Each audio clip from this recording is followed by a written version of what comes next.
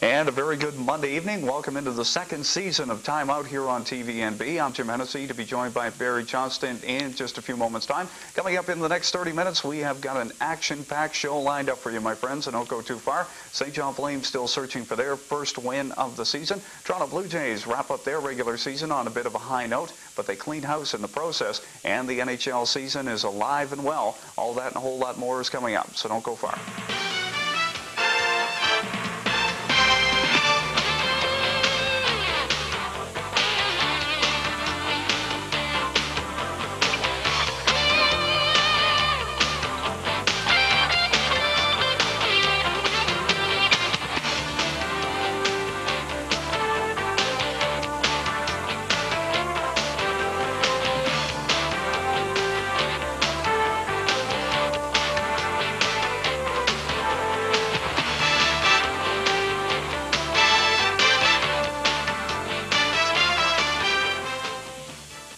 And a very good Monday evening. Welcome into the second year of Time Out here on TVNB. Jim Hennessy alongside Barry Johnston. And wow, 2 years in a row, man. Normally we do it for 6 months, a year, and we get canned. But they brought us back for a second year. Nice to have you here. Well, thanks. How was your summer? Well, good. Good summer. You guys, of course, Barry, no stranger to TVNB viewers because, of course, you were busy all summer on the NASCAR circuit.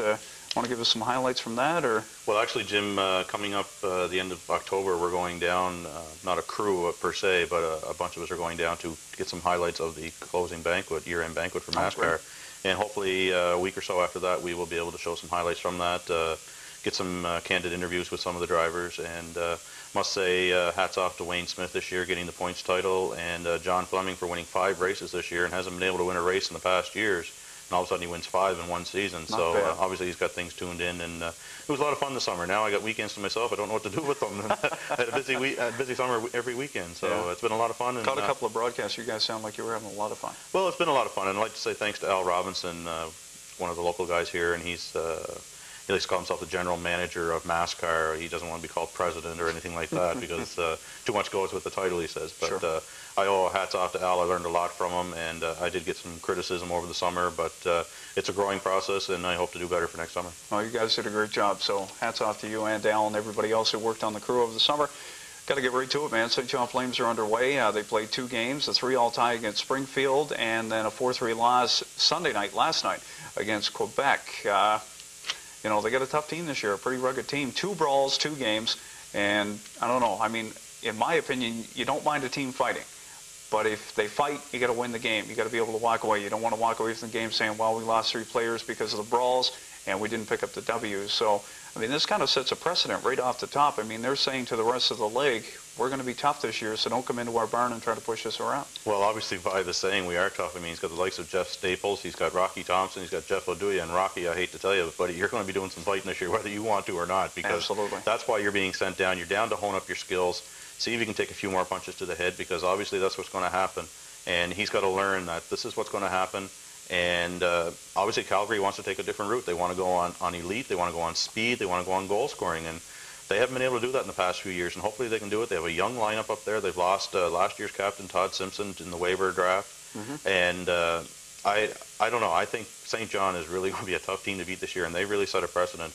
Unfortunately, I didn't like the idea of Giguère getting to 2 tussles in both games. That's not right. No. Goaltender, I mean, it's hard enough to move around in that gear instead of throwing punches. I mean, leave that to the tough guys. That's their job. Leave that to the forwards and defense. They need a good backstopper. Hats off to Ty Garner. I mean, I think he played exceptionally well.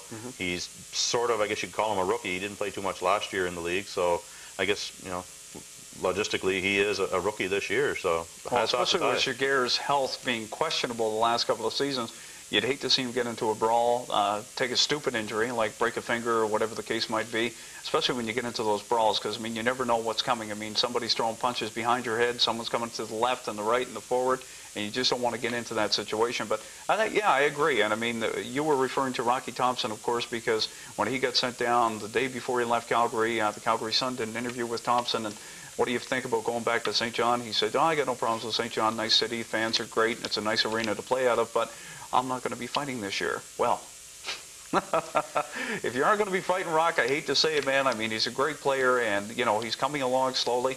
Last year, before he got hurt, of course, you saw a couple of spurts where his skating was getting better, his puck ability, where the puck was on the ice, his eyes and his view and his focus was getting better. But, I mean, let's face it. I mean, Rocky Thompson, hey, I mean, he's got to drop the gloves to let his presence be known. If St. John's going to be the team that's not going to be intimidated, he is going to be the man in the forefront to make sure that they're not. Well, I think that is true, and Rocky's got to realize that that's his role. It's always been his role ever since he's played. I think he mentioned Bantam and Midget. Yeah. Then when he went into junior, and I don't know. That's the only role he's really known. Bill Stewart really did a great job with him in his first year in the league. He made a pretty good hockey player of him. He got a couple of goals in that season. I mean, he scored more in one season than Sammy Helenas did in his whole career here in St. John's. Exactly. So that just goes to show that Rocky can be made a hockey player, but he's not a Don McKelly. He's not a Martin St. Louis. He's a bump and grinder. He's in the corners, exactly. And that's what his job is going to have to be. If he doesn't want to fight, well, he's got to make some opportunities for the little guys to get in and score some goals. Of course, it's way too early in the season to say, but everybody gets out in the first of the year and makes their predictions. How far can this team go? Like, I mean, with the likes of Don McKelly, if the parent club in Calgary can stay healthy, I mean, that was one of the big reasons why St. John had such a struggle getting through that second round with Fredericton, where they got swept in 4 straight games. The call-ups to Calgary, it was brutal. I mean, after a while, it was just, you know, every day you were watching the waiver wire going, okay, they sent more up to Calgary. But it seems Calgary's fairly healthy. They've made some trades in the offseason. They've got who they want in place. Of course, Grant Fuhrer being the huge key and the missing piece of the puzzle, I guess, with Calgary. But if they stay healthy and St. John doesn't get desecrated by call-ups, how far do you think this team can go? Well, you said the key word, they're healthy, and that's what Calgary has to be this year. They have a lot of young players. They should be just like rubber bands. They should bounce off of players. They shouldn't be getting hurt. They don't have a bunch of veterans, older guys, I guess you could say, that are bound to get hurt or injury prone. And I think St. John, with the team they have, if they can stick together, I mean, of course, everybody knows Don McKelly wants to trade. He doesn't want to be, you know, if he's not in Calgary's plans, he wants out of here. Maybe he's in somebody else's plans. Sure. But Don McKelly has to also remember that Springfield, he was not in Springfield's plans, nor the parent club's plan. And he's gone to another team, and he's not in the parent club's plans again. So obviously he may have to settle to be a minor leaguer. I think he has the skills to be in the NHL. Sure. Somebody should have maybe picked him up in the expansion drafts, maybe. And there's another expansion draft going to be coming up soon. Maybe he can get picked up there. Maybe he should stay in St. John and under the guidance of Rick Put up some good numbers here, and I mean, in the AHL. And I mean, you never know who's watching you, right? I mean, every game you always go. Not every game, but I mean, you go to a Flames home game. Once in a while, we have the opportunity to go up and, you know, up top and watch the game from up there and float around the building, and you always see scouts, you know, from all over the place looking around. And I mean, if Don McKelly can put up some good numbers heading into, let's say, the Christmas break, you know, I mean, that chance is always there that, hey, you never know who's watching. Well, I think Corey Stillman's record, I believe, of 35 goals is going to be shattered this year. I think Martin St. Louis has been a house on fire, and he only played one preseason game, which was against Quebec Citadels, the second part of the home-and-home series, I guess you could call it, against Quebec.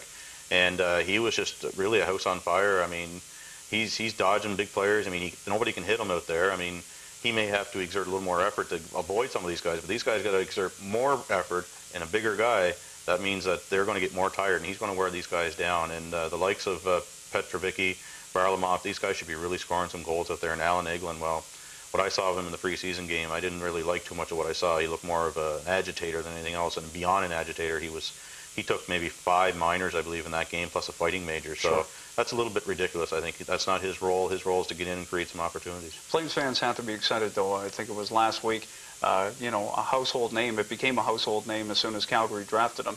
Daniel Tkachuk is on his way here to St. John. First 2 games, he hasn't made that much noise, but of course, you know, playing junior, making that leap into the AHL, bit of a transition period. How good is this kid going to be, and how much damage can he do for the Flames against opposing teams? I think he can do a lot of damage. He's another player that they got to develop, and that's what St. John is. It's a developmental team in the league for Calgary, and I think Tkachuk is going to be he's going to be a franchise player for Calgary. I mean, he put up some big numbers in junior, but this isn't junior anymore. This is AHL. This is big time. You got bigger boys. Exactly. It's a whole lot faster game, and I bet you his first few games of preseason up in Calgary, he was probably sitting on the bench and saying, "Oh my dying, this is fast. You know, where's the oxygen here? You know." But exactly. But he's turning pro, and you know, I think he'll act as a pro, and he will fit in appropriately here in St. John. And I know Rick Vai was anxious and happy that he was coming down. I mean, Rick Vai was like a kid at Christmas time. You know, give me some more toys here, Calgary, because no question. He's molding a very good team down here. I don't really care too much for the idea, knowing Rick Vai's hot temper, that he's the only coach on the bench. Yeah. I mean, he may have to designate, I don't know, Brian Miller or Jamie Druitt as the assistant there somewhere along the line, but from what I heard in the Springfield game, he could have almost needed an assistant on there because Rick Vaive was ready to blow his top and get tossed out of the game. Well, it's a tough situation. I mean, the question was when the word came down that Jeff Perry, of course, wasn't coming back, the original Flame, and, you know, big fan favorite, no question about that. You had to stop and think and go, you know, geez, what's Rick up to here? And, you know, and then you thought about it a little more and thought, well, you know, maybe Rick knows what he's doing. He had a full year last year. But, I mean, Tommy Watt's been named the, I don't know what his official title. Yeah, I mean, he's a special helper to Rick Vaive, I guess you could say. But he's going to be floating between here and Calgary.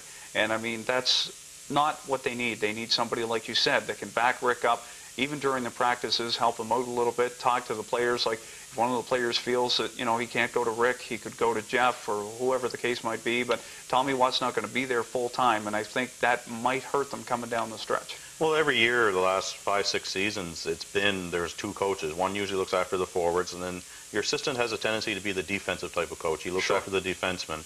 Rick Carrier, he was an excellent defensive coach. He looked after the defenseman. Jeff Perry, that was more or less his job. He wasn't, quote-unquote, a defensive coach, but he was to look after the defenseman. And I think both coaches, Carrier and Jeff Perry, did an excellent job in the years that they were here. But Rick Vaive did win a championship, and if I remember, alone in the East Coast League. Yes, he did. He was flying solo when he did that. Maybe that's an omen. Maybe he can do it here, but he has all the makings of maybe not a championship team, but maybe Calder Cup final team. No question. Could be a method to his madness. I guess we'll just have to wait and see.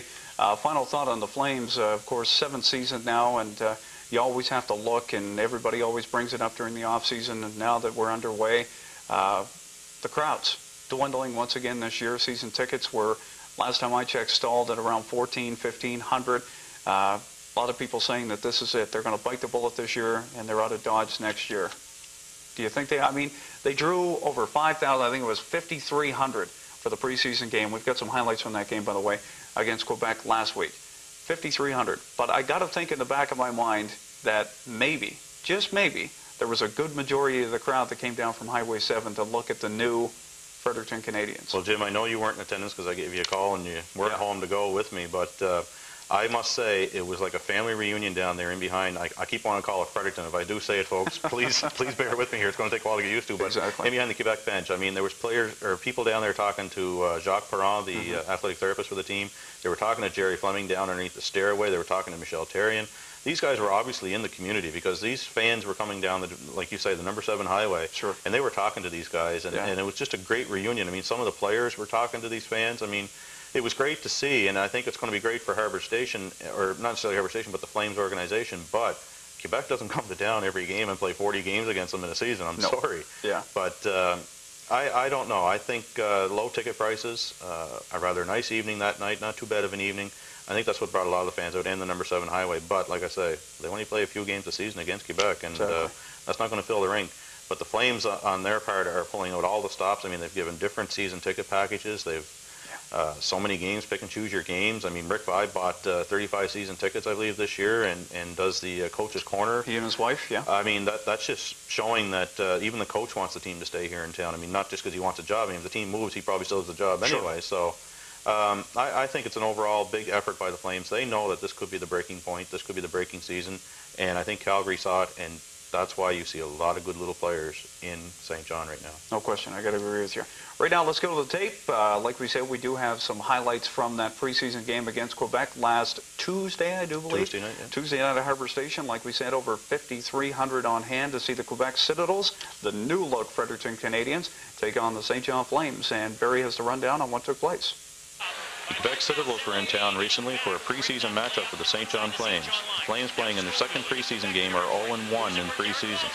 The Flames got on the board first with a goal from Derek Walzer. Nakovic Jordy Dwyer flexes a little muscle with that dodging horse. This doesn't amount to a whole lot, and we'll call this one a draw.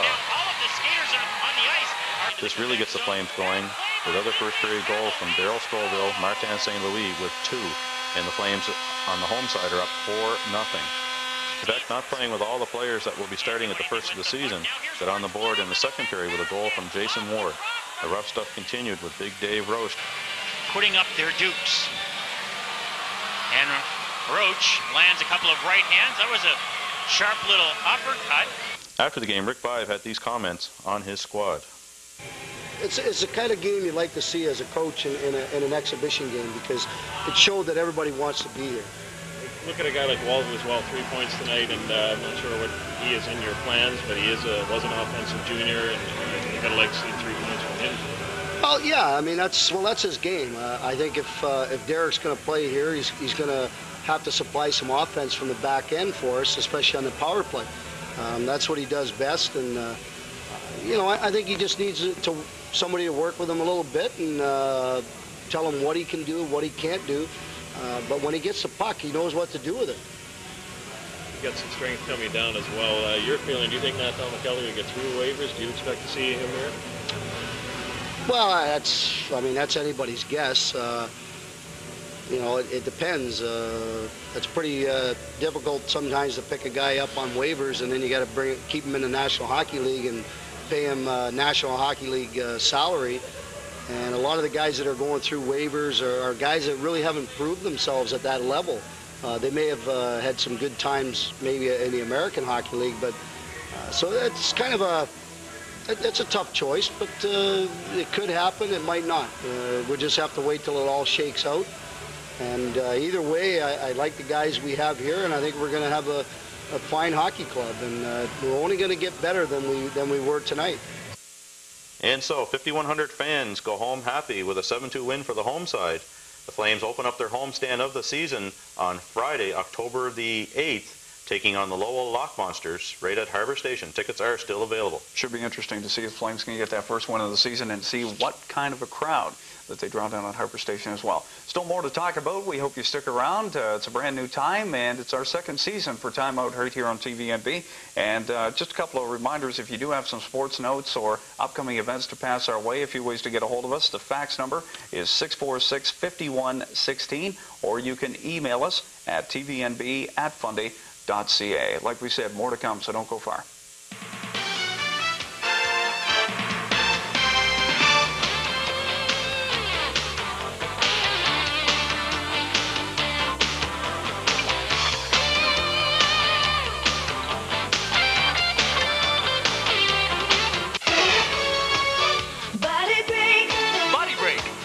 Johnson and Joanne McLeod. Oh, yeah. Body break. Body break.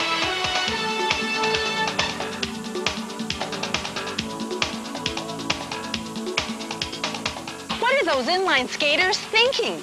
The injuries can happen when you least expect it. Sticks and stones can get caught in your wheels. Someone can cut right in front of you when you least expect it, or you can't stop fast enough. That's why I can't stress enough the importance of wearing all your protective gear, regardless of age and ability. Your knee and elbow pads protect these joints when you fall. They should fit securely so that the pads won't shift on impact. Wrist injuries are very common, so wrist guards can help absorb some of the impact and help avoid fractures, scrapes, and cuts. Eyewear saves your eyes from the sun, the bugs, and any debris as you skate. And a helmet, nothing protects your head better. Just makes sense to wear all the gear, considering how fast you're going and how out of control you can get. You can also skate safer by skating on cycling or walking paths, on an asphalt track, or in an organized event. The only way to skate is to skate safe. So until next time, keep fit and have fun. Body break. Body break.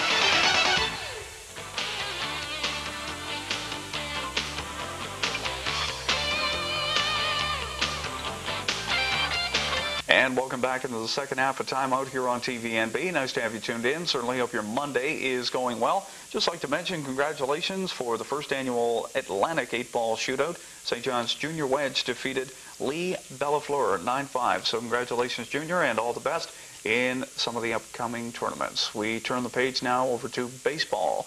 The regular season wrapping up on Sunday. Toronto Blue Jays made a little run for the postseason party, got stalled about 3/4 into the season. The pitching fell apart, the hitting wasn't there, and they finish up with a flurry. Take 3 of 4 from Cleveland. Cleveland, of course, is off to the postseason party. The big controversy, I guess, in Toronto, if you can even call it a controversy, is before Sunday's game, Sunday afternoon's game in Cleveland, they clean house. They go nuts. Just a couple of the names to mention. First base coach Lloyd Mosby, history. Pitching coach Mel Queen is gone. So where do they go from now? Jim Fregosi still going to be a man. Gord Ash has said Jim's going to be there next year, but he's going to be able to hire his own crew. Is this going to make a bit of a difference? Maybe Gord Ash has got to be bye-bye. I mean, Gord Ash anybody mentions Gord Ash's name, Al Coates' name comes to mind. You know, like they're very two similar guys. I mean, they're bringing in all these players, and they're just not panning out. I mean, David Wells, he did what he could. I mean, he did what Clemens could do last year, basically. Yeah. Really no change there. I mean, granted, Wells didn't get his 20 games, but I mean, you know, Clemens, he did what he could last year, and, you know, unfortunately he's gone, and he's gone to a contender at one point in time, and now I really don't know, but I don't know. Toronto is, as everybody calls them, the Boo Jays, and I think that's all we can do right now is boo at them. Montreal, same scenario. Develop a lot of players, ship them out. They make millions of dollars with other clubs. Felipe Alou, great coach, obviously, great manager, but he just doesn't get to keep the players because they develop so well and they're gone. You go to Toronto and you look in a situation where Sean Green is up to have his contract renewed, as is Carlos Delgado, and I mean, you could talk forever about the season they had. Both had 40-plus home runs, flirting with 300 for most of the year, well over 100 RBIs for both. Delgado, they threw an offer on the table. I think it was 4 years. It was $30-some million. He said, no, it's not enough. And Sean Green has gone on record by saying, you don't sign Carlos, forget about me, I'm not coming back. Is that like a marketing ploy, or has he got, you know, good weight to say, I'm a damn decent player, so maybe I should go to the United States where I can make some real money? Sean Green put up some pretty good numbers this summer. Excellent numbers. You know, went on a hitting streak there for X amount of games, 20-some games. 27, 28 games, yeah. You know, that's pretty impressive, and a lot of clubs will look at that because where he is now, I guess a free agent, I guess you so to speak, a lot of clubs are going to say, hey, Toronto's not going to sign this guy for X amount of million. You know, it used to be thousands at one time, now it's millions. Exactly. There's no thousands in it anymore. I think there's another club going to snatch him up, and same as Delgado. They're bye-bye. They're going to a warmer climate, I believe. They're going farther down south because there's a lot of clubs that could use those players. To the pessimist out there who is sitting there tonight going, $32 million, I'd sign that in blood. Put the paper in front of me, I'll prick my finger, and I'll sign that in blood. Is he being greedy, or is he just looking out for his future? Well, salaries in general in pro sports are gone crazy anyway. Everybody's greedy now. Nobody, you know, if so-and-so gets signed for X amount of million, well, I deserve that much more because I feel I'm better than them. And the owners are foolish enough to sign them to this. Therefore, ticket prices has to go up.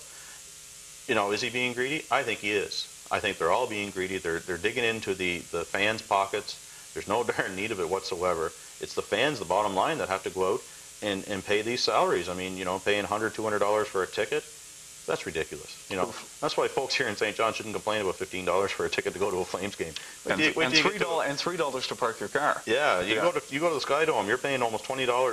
I paid $16 4 years ago for a Blue Jays game to park. Yeah, you're probably paying about $20 now. You pay $20 before you even get into the Sky Dome. That's right. If you go downtown, if you take your car, if you don't take the GO train and you take your car, it's $20 before you even get inside the dome. So $3 isn't bad. Granted, we don't have the money here, but you know, that's true. I bitch and complain about it too. So, you know, I mean, I don't want to pay the $3, and thankfully this year I got a media pass, don't have to pay it. So we flip over to the Expos real quick. The outstanding player, no doubt about it, MVP is Vladimir Guerrero. Just an unbelievable year. Hit over 300, 42 home runs. Hit number 42 yesterday against Philadelphia. Does this guy stick around, or is this just another example of, yeah, we brought him along, we turned him into a great player, we, you know, helped him get over that hump, bye-bye? I don't even think Felipe Alou cries at night anymore. I think he just knows I developed a great player. I'll watch him, see his stats later on in the next year, because Guerrero's gone. Face it, he's a future, I won't say Mark McGuire, maybe a Sammy Sosa, that type of player, because he's obviously been a power hitter all last season. Sure. And I guess we can say it last season because it's over now, the postseason soon to begin. So. Guerrero's gone. There's no question there. Montreal won't be able to afford to keep him. You put up good numbers, and they just don't have the money. Exactly. The official postseason party gets underway later this week, Wednesday night at Jacobs Field, as Cleveland takes on Boston, and we'll get to that in a minute. But first, we've got some matters to settle up tonight, later tonight. Big game. A one-game showdown for the wild card spot in the National League. New York Mets are going to take on the Cincinnati Reds at Synergy Field. Cincinnati, I mean, at the All-Star break, nobody considered this team to even make a run, let alone for the NL Central title, but to be fighting in a one-game showdown for the wild card. Everybody thought, well, if the Mets don't win the National League East and give the Braves a run for the money, they get the wild card sewn up. Mets go totally into the tank for the last 2 weeks of the season, pull one out of the hat. They are going to play this one-game showdown. Who do you give it to? I think since the Mets have been on a slight roll the last couple of weeks or so, I put my money on them right now. Cincinnati, I mean, you look at their lineup, where did they come from? I mean, there's really, I can't say a bunch of nobodies, but I just don't know where they came from and how they did it. Of course, after the All-Star break, it's another season most times. So Exactly. I put my money on the Mets. It's going to be interesting to see later tonight. We hope you enjoy that ball game. Flip over to hockey one more time, this time to the NHL. Season kicked off last Friday in grand old fashion as the famous now number 99 and never to be worn again by anybody else in the league was retired at the Skyreach Center in Edmonton.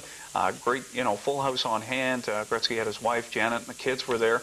Joey was there, of course, the young gentleman, not a young gentleman anymore, he's in his late 30s, Yeah. but you'll remember him from the commercial that he did when Gretzky first broke into the league. Number retired fittingly, like Gretzky said, in behind the net. They raised it up to the banners, and Gretzky wasn't that emotional. I mean, I'm sure he was fighting back a few tears now and then, but Messier broke into tears, and the public announcer for Edmonton, when he said for the final time, Yeah. the number 1 star is number 99, Wayne Gretzky, he totally lost it. He apologized to Wayne, but is Wayne just kind of, okay, boys, here's another ceremony? I'm sure there was a little emotion, but is he like, let's get this over with? I hate to say this, but I'm kind of wondering if he wasn't doped up on Tylenol for his arthritis and couldn't show any emotion, but enough of that. Wayne Gretzky's been so busy the last little while, I don't think he got caught up in the emotion of it at that point in time. I think he might have went home later on, clicked on the VCR and pushed play and said, wow, look at that, and maybe broke into a tear because he, I think, is busier now than when he was when he was playing hockey. He's doing so much promotional work. One is for Tylenol. He's just a very good advocate for CIBC banking, for interacting with young people. I think it was a great night. Anybody who didn't shed a tear at the game or showed some sort of emotion was not human, because this guy, contrary to Don Cherry and myself, is the greatest player in his own right. But it's a different type of game now than what it used to be when Gordie Howe played and whatnot. Where everywhere Gretzky went, there was Semenko to follow. It was like Mary Had a Little Lamb, or Marty McSorley was to follow. But Gretzky, I mean, he shattered records, and it'd be a while before anybody else shattered his records. Lemieux might have had a chance, but now where he's in the big business market of owning a team, he'll never break them, that's for sure. Exactly. So it's up to some of these other players. I can look down the list of players, and I don't see anybody that's going to come close to Gretzky. Nice to see Semenko there as well. We're totally out of time. 30 minutes come and gone. Barry, thanks for dropping by. We'll talk to you next week. Hope so. Hope I'll be here. All right, don't forget, we got a new time, and we're back for a second season, 7 o'clock, right here on TVNB. And we certainly hope to talk to you again next Monday at 7.